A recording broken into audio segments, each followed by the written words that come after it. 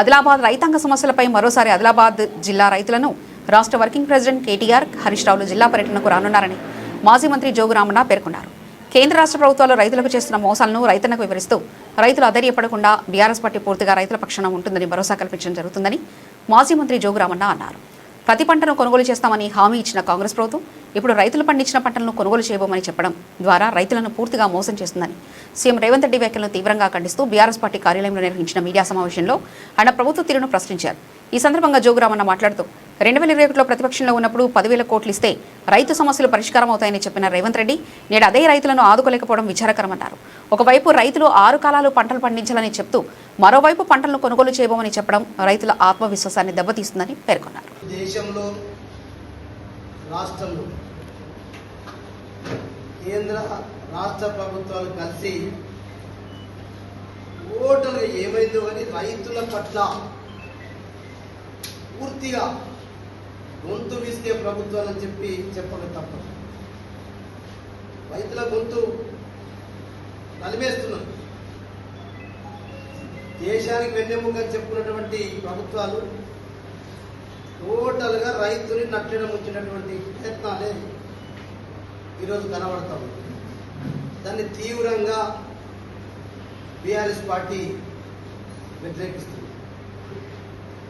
ఎందుకంటే అన్నం పెట్టే రైతన్నకే సున్నం పెట్టే ప్రయత్నం ఇలా మన ముఖ్యమంత్రి అయితే నిన్న స్పష్టంగా ధాన్యం కొనే ప్రసక్తే లేదు, కేంద్ర ప్రభుత్వం ఎంత కొనుమని ఆదేశిస్తుందో అంతే కొంటాం. మరి నువ్వెందుకు గడివిగా తందుక ఆనాడు కేంద్రం కొనకపోతే తెలంగాణ తొలి ముఖ్యమంత్రి కేసీఆర్ గారు టోటల్గా మార్కెట్కు బ్యాంకు గ్యారంటీ రాష్ట్ర ప్రభుత్వం ఇచ్చి కొనిపించిన దాఖలా లేవా? కేంద్రం కొనకపోతేనే కొనా?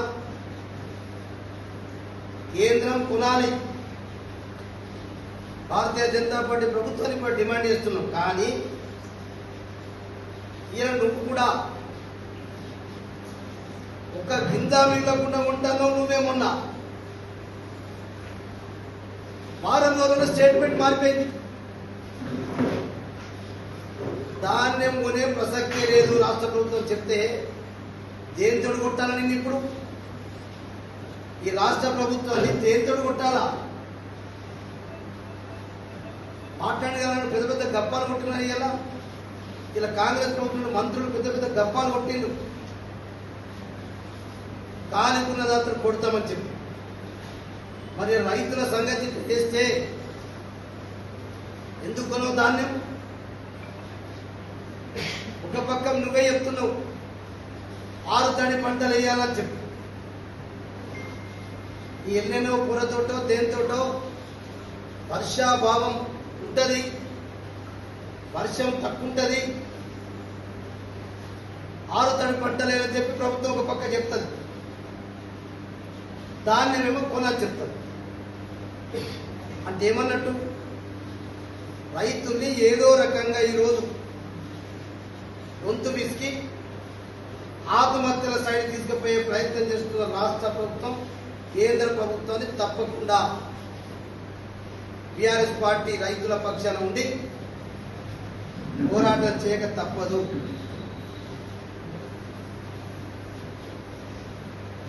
ఇదే రేవంత్ రెడ్డి గారు పిసిసి ప్రెసిడెంట్ ఉన్నప్పుడు 2021 ఏం మాట్లాడినావు?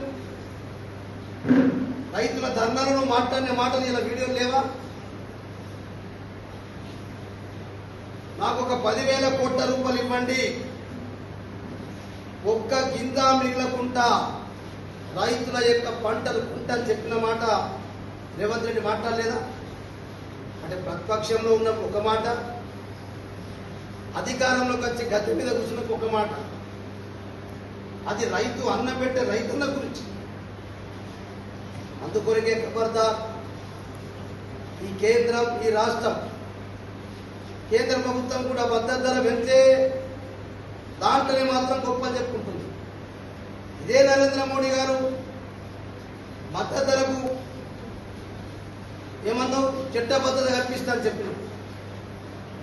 నరేంద్ర మోడీ గారిని ఇక్కడ స్థానిక ఎమ్మెల్యే ఎంపీ గారికి దమ్ముంటే మీ ప్రధానమంత్రి చెప్పినటువంటి మాటకు రైతుల పక్షాన ఉండి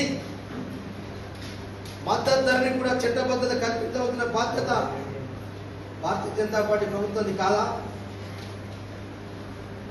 ఇలా నరేంద్ర మోడీ గారు పెద్ద పెద్ద గప్పాలు కొడుతున్నాడు.